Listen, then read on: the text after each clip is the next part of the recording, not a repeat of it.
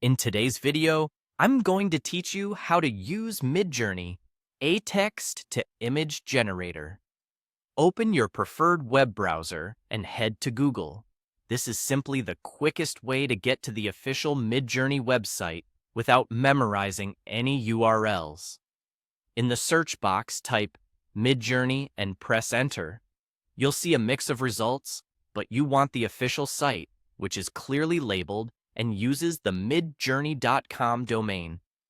If you notice ads or lookalikes at the top, scroll past them and choose the trusted result to keep things safe and straightforward. Click through to the Midjourney website.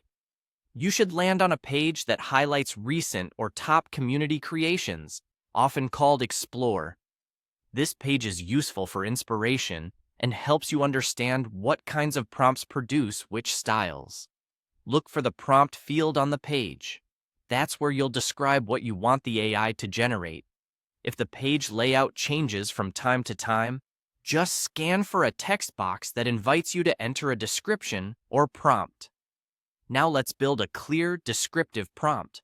A good approach is to start with the main subject, then add context, style, lighting, and technical details. For example, man walking on a busy city street, crowded sidewalks, blurred pedestrians, vibrant storefronts, nighttime in Tokyo, Japan, bokeh photography, shallow depth of field, street style, neon lighting, soft glow, light trails, Sony Alpha 7S. 3. 50mm f1.4 lens.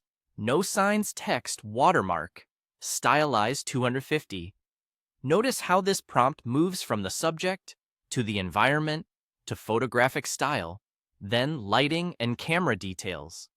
The vertical bars simply help separate ideas so the AI reads them as distinct parts. The segment no signs text